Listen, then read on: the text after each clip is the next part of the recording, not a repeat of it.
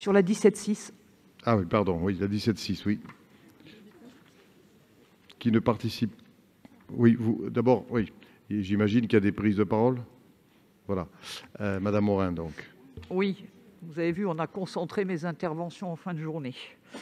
Monsieur le Président, Mesdames, Messieurs et chers collègues, alors même que, conformément à l'article 38 de la loi 3DS, nous aurions dû délibérer avant le 30 septembre sur le transfert des routes nationales, vous vous êtes positionné par un simple courrier.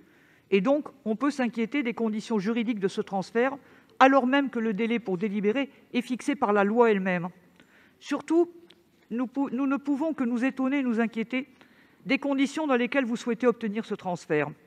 En effet, en mars 2022, la Cour des comptes s'inquiétait, disant la mise en œuvre de ce transfert partiel du réseau routier national accroisse la fragmentation de la compétence routière, craignant que la France, je cite, évolue vers un modèle complexe, assez rare en Europe, sans que cette transformation ait donné lieu à une réflexion sur le nouveau rôle de l'État en matière de politique routière. Nous savons par ailleurs, à travers la presse et notamment la Gazette des communes, que d'autres collectivités, je cite, boudent le transfert des routes. En effet, sur les 11 000 km de voies concernées, les métropoles, les régions et les départements se sont positionnés sur seulement 4 400 km. Et pas à n'importe quel prix. Avant de s'engager sur les routes, ces collectivités, contrairement à Toulouse Métropole, posent des réserves qui sont de nature à la fois financière, technique et sociale. Et vous ne cessez de nous le répéter quand ça vous arrange, nous sommes dans un contexte financier tendu pour les métropoles. Ces métropoles craignent que les compensations soient insuffisantes alors que les routes exigent des investissements coûteux. C'est ce que dit France Urbaine, qui ajoute par ailleurs que les niveaux de contraintes techniques et de services liés à la présence d'ouvrages d'art ou à la nature autoroutière de certains axes dissuadent le transfert. Transfert qui soulève aussi la question de la compensation des personnels transférés, en précisant que, je cite, « les métropoles n'ont aucune visibilité sur le nombre et le grade des agents potentiellement transférés », avec de potentiels coûts cachés à travers le gros sujet de la compensation des personnels transférés qui sera calculé sur la base du pied de corps, c'est-à-dire sur le salaire le plus bas de chaque catégorie. C'est ce que nous indique l'ADF. Le problème, en clair, les départements n'ont pas de visibilité sur le nombre et le grade des agents susceptibles d'être transférés, et donc, in fine, les métropoles sont dans le même cas. Sachant que cette base de calcul ne correspond pas à la réalité des rémunérations des salariés transférés, une catégorie de personnel qui est souvent très expérimentée. À cet inconnu majeur s'ajoute, selon la presse des collectivités, d'une part l'obligation faite par la loi de transférer les centres d'exploitation, dont certains à l'utilité discutable, d'autre part les multiples incertitudes sur la mise en œuvre de mesures supplémentaires de sécurité sur l'ensemble du réseau national et qui ne sont pas toutes connues à ce jour. Au final, une très faible minorité des collectivités se porte candidate. La métropole de Lyon demande, elle, des compensations financières et la liberté de transformer les voiries concernées. Souvenons-nous du précédent Corse pour lequel la région estime aujourd'hui que les compensations de l'État n'ont pas permis de couvrir les besoins d'entretien et de développement des routes transférées. Encore plus inquiétant, l'obtention des subventions dans le cadre des prochains contrats de plan État-région n'est pas gagnée.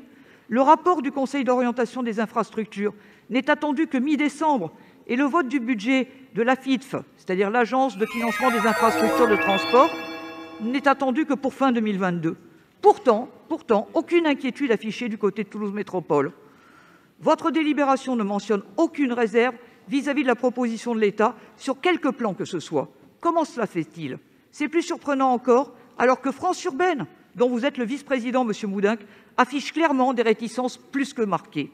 En fait, le choix il se résume assez simplement. Allons-nous prendre le risque de devoir mettre des millions sur l'entretien des routes, alors même que notre budget voirie est, semble-t-il, très fragile ?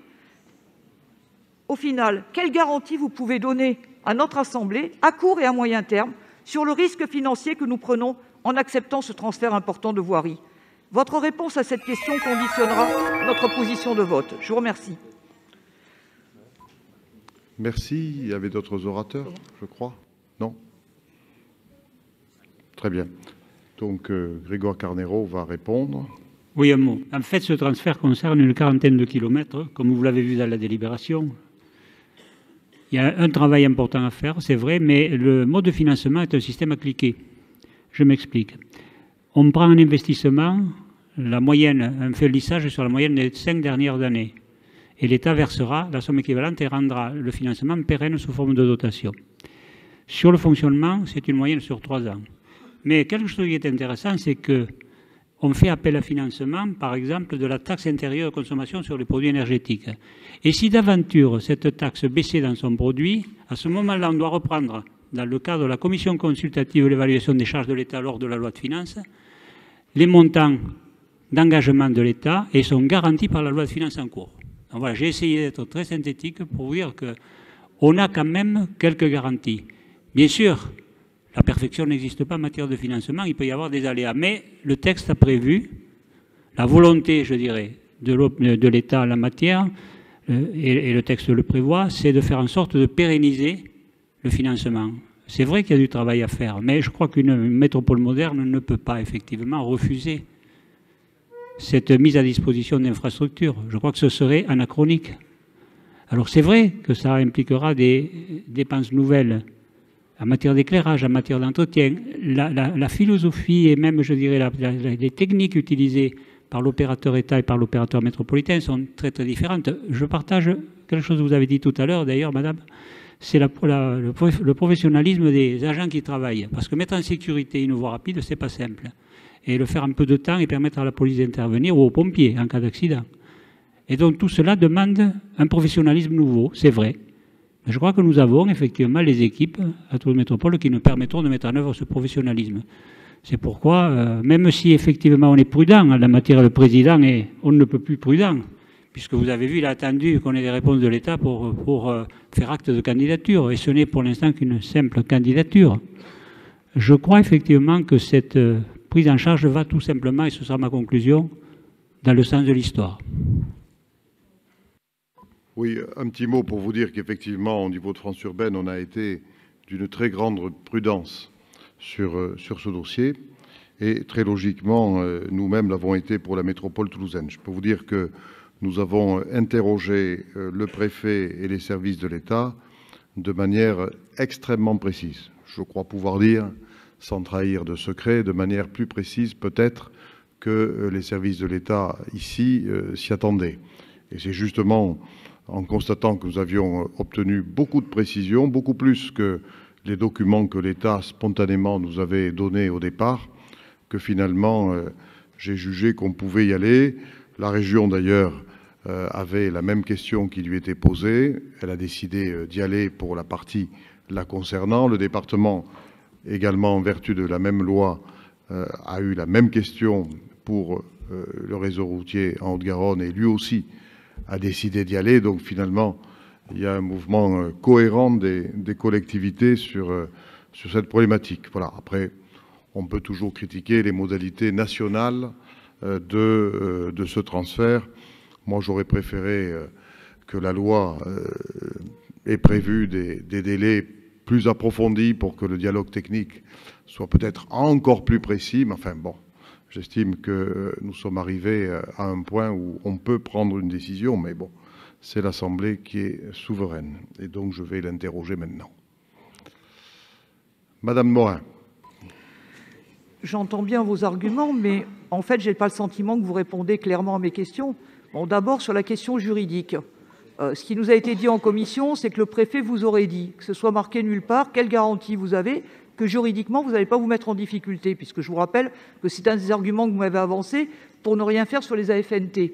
Donc, il ne faudrait pas que ce soit géométrie variable. Autre question, vous nous dites que France Urbaine a été prudente. Est-ce à dire que vous ne l'êtes pas? C'est un peu ce que ça sous-entend. Et dernier point, vous ne nous répondez pas sur le CPER. Vous faites quoi si le CPER n'intervient pas? Vous faites quoi si l'ADFIF ne finance pas? Vous faites comment? Vous pouvez nous garantir qu'en 2026, quand on va reprendre la métropole et la ville, nous n'allons pas nous retrouver avec un budget que nous ne pourrons pas assumer? Est-ce que vous pouvez nous le garantir aujourd'hui? Bien, madame, je crois pouvoir dire que j'ai été très prudent. Je tiens à vos dispositions les échanges de courriers qui ont eu lieu, où justement nous avons demandé le maximum de renseignements avant de prendre une décision. Contrairement à ce que vous pouvez penser, je ne me suis pas lancé tête baissée dans cette affaire. Ce n'est pas mon caractère d'ailleurs. Voilà. Donc, il faut y aller. Alors après, Aujourd'hui, on prend une position de principe, mais nous aurons d'autres délibérations là-dessus. Nous rentrerons dans la matière. Le dialogue avec l'État sera à un moment formalisé par des documents qui reviendront devant cette Assemblée. Et donc, à ce moment-là, vous aurez l'occasion à nouveau de vous pencher avec nous tous ici sur cette question. Et si on a des exigences à formuler supplémentaires, on le fera bien évidemment. Donc, ce n'est pas parce que nous votons aujourd'hui cette délibération que le dossier est clos, je vous rassure. Donc, je mets aux voix la délibération concernée. Qui ne participe pas, qui s'abstient, qui vote contre, c'est adopté.